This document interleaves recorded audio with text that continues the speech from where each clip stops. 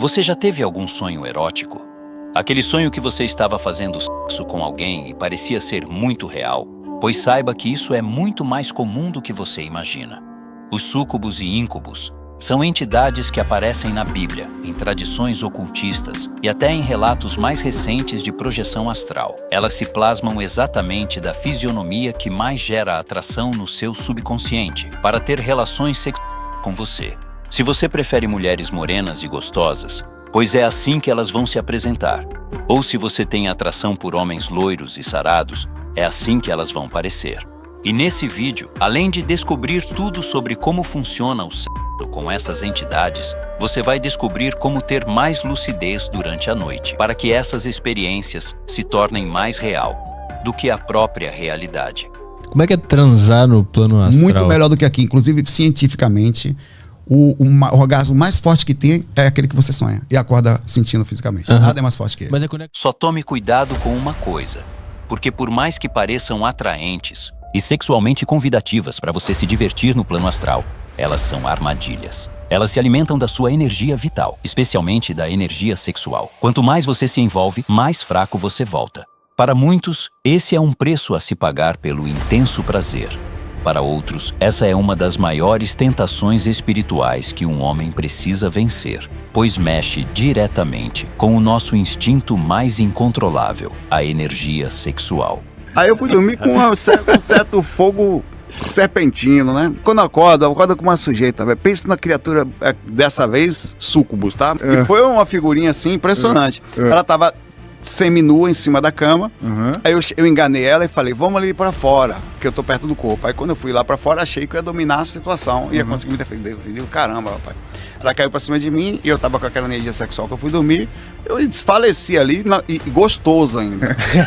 Eu passei o dia, eu tô com sono até agora. Eu não recuperei ainda do troço. Esse tema não é novo. Na verdade, é mais antigo do que qualquer religião organizada. As primeiras referências surgem nas tradições mesopotâmicas, onde já existia uma entidade chamada Lilitu, uma figura feminina noturna, associada ao vento e à sedução, que atacava os homens durante o sono e era considerada perigosa por sua beleza irresistível. Lilitu, mais tarde, daria origem a Lilith, a suposta primeira esposa de Adão, que, segundo antigas tradições hebraicas, teria abandonado o Éden por se recusar a se submeter ao homem. Ela se transforma então em um espírito noturno, sedutor, que visita os homens enquanto dormem e que, por milhares de anos, foi considerada a mãe de todos os súcubos. Já nos textos cristãos da Idade Média, os súcubos ganham forma mais definida. São descritas como entidades femininas que assumem uma aparência sedutora à noite. Penetram nos sonhos dos homens, provocam excitação e prazer, mas ao final do ato, deixam a vítima drenada, enfraquecida, emocionalmente instável e, em casos extremos, mentalmente perturbada. Até mesmo durante a Inquisição, monges relatavam ataques sexuais noturnos e até mesmo obsessão espiritual, causada por figuras femininas que surgiam nos sonhos. Em muitos desses casos, a descrição era a mesma: uma mulher extremamente atraente, que se manifestava entre o sono e a vigília, seduzia e desaparecia após o orgasmo involuntário. Um dos relatos mais perturbadores foi encontrado nos diários ocultos do monge Josuel, guardados secretamente num mosteiro espanhol do século XIX. Ele escrevia escondido, convencido de que ninguém pudesse ler o que estava ali escrito. Caso contrário, o acusariam de pacto com demônios. Ele escreveu, abre aspas, ela veio novamente, não com passos, mas como neblina que escorre pelo teto. Eu orava, mas minha mente já não estava comigo. Estava com ela. Sentado sobre a pedra fria da cela, de olhos fechados, vi quando sua silhueta se formou diante de mim. Ela apenas montou em mim, e da mesma forma que seus movimentos aceleravam cada vez mais, eu ia sendo sugado. E é aqui que entra a parte mais desconfortável. Muita gente pensa que essas entidades atacam apenas quem está no pecado ou envolvido com o ocultismo, mas na verdade o oposto é mais comum. Quanto mais reprimida ou mal canalizada está a energia sexual, mais vulnerável a pessoa se torna a esse tipo de invasão. Ou seja, O sexo com essas entidades acontece justamente com pessoas comuns que vão dormir com a energia sexual alta. Agora, para entender como se proteger delas, é preciso entender em qual plano acontece o sexo com essas entidades. O sexo com essas entidades não acontece no físico, e sim no plano astral. A questão é que a realidade de lá é mais real do que essa, e o que impede de perceber isso é a sua própria lucidez. Então, se você estivesse com a lucidez alta, essas experiências seriam mais reais do que qualquer outra coisa que você já vivenciou acordado. E se você dorme com tensão sexual acumulada, desejos reprimidos e pensamentos confusos, você basicamente deixa sua porta aberta para qualquer entidade que se alimente exatamente disso. A maioria das pessoas que é sugada por essas entidades nem sequer percebe. Acham que estão sonhando ou vivendo uma fantasia inofensiva. Mas o que falta para virar o jogo é lucidez. Lucidez durante o sonho. Consciência no plano astral. Quando você começa a treinar sua mente para perceber que está sonhando, você se torna soberano naquele plano. Você deixa de ser apenas um boneco no teatro das entidades e começa a ser o diretor da peça. Mas como fazer isso? O primeiro passo é simples: questionar a realidade. Durante o dia, várias vezes se pergunte: estou sonhando agora? Olhe para as suas mãos. Tente atravessar os dedos pela palma. Tente voar.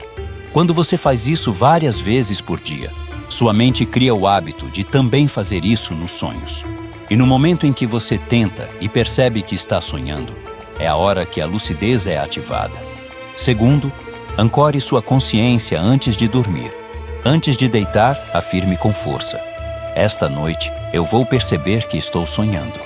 Eu sou consciente em todos os planos. E visualize sua próxima experiência. Você percebendo que está num sonho e tomando o controle da situação. E por fim, anote seus sonhos. Tenha um caderno ao lado da cama. Todo sonho que lembrar, escreva. Isso reforça a ponte entre os dois mundos. Você começa a perceber padrões, sinais, repetições, e isso te dá vantagem nos próximos sonhos e projeções. As súcubos não precisam te forçar a nada. Elas apenas se manifestam com a aparência ideal para te seduzir. E não pense que elas são entidades burras. Elas sabem exatamente como te atrair, pelos pensamentos mais enraizados do seu subconsciente. Elas se plasmam exatamente do arquetípico de mulher que mais gera seu desejo. Você não precisa invocar, você não precisa nem acreditar. Basta dormir com a energia sexual acumulada e pronto. Você já se tornou uma presa. O problema é que no início parece prazeroso, parece um sonho bom. Mas quando você acorda, você não se sente bem. Tem dias que você acorda cansado, mesmo tendo dormido bastante. E tem mais. Muita gente que passa por isso não sonha com uma mulher diferente toda noite. Sonha com a mesma. A mesma aparência, o mesmo olhar, o mesmo cheiro, o mesmo jogo. Uma entidade só que te visita noite após noite. E não é romance espiritual, é prisão energética. O nome disso é obsessão astral. E se não cortar, se não fechar o ciclo, você continua se encontrando com ela, até ela te sugar por completo. E tem um detalhe que ninguém fala. A pornografia é um dos maiores gatilhos para isso. Você pode até apagar o histórico, mas o que você alimentou está lá, vibrando. Você acha que esqueceu, mas seu subconsciente ainda está no controle. Quanto mais você se entrega a vícios vazios, mais frágil fica. Você treina sua mente para buscar prazer sem propósito. E toda vez que faz isso, você está basicamente dizendo para o plano astral: estou pronto para ser usado de novo. Em um desses casos mais emblemáticos, encontramos a história de Nathan, um jovem canadense que foi prova viva de como essas entidades fazem para nos usar. Nathan tinha 22 anos, vivia sozinho e mantinha uma rotina aparentemente comum. Acordava tarde, passava o dia em frente ao computador e à noite mergulhava por horas em pornografia. Ele não via problema nisso, achava que era só um jeito de aliviar o estresse. Mas tudo começou a mudar quando, numa madrugada qualquer, ele teve um sonho diferente de todos os outros. Ele conta que estava deitado em sua cama, consciente de que estava sonhando, mas sem conseguir acordar. O quarto parecia o mesmo, mas com uma luz vermelha pulsando nas paredes.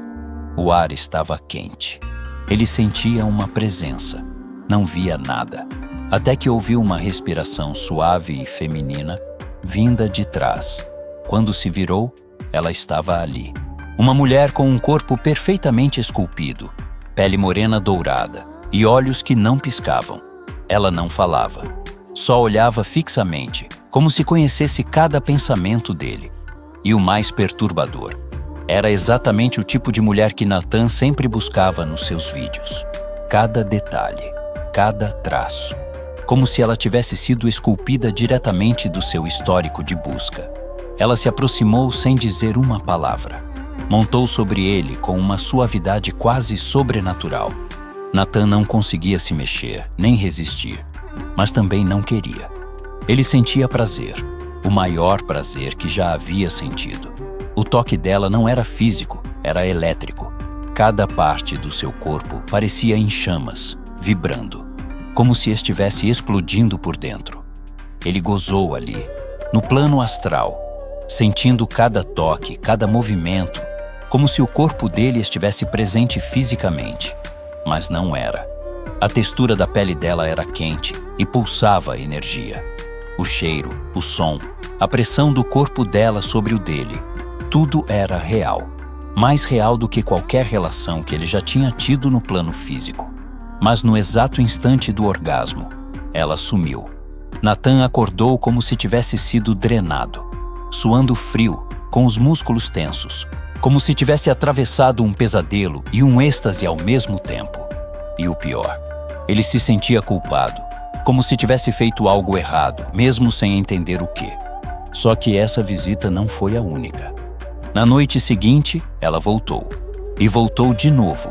E mais uma vez. Sempre com mais intensidade, mais controle, mais sedução. Nathan se viu dependente daquele prazer. Começou a dormir mais durante o dia, só para encontrá-la de novo. E a cada encontro ele se sentia menos ele mesmo, mais ansioso, mais vazio. Até que percebeu, não era ele quem estava no controle, era ela.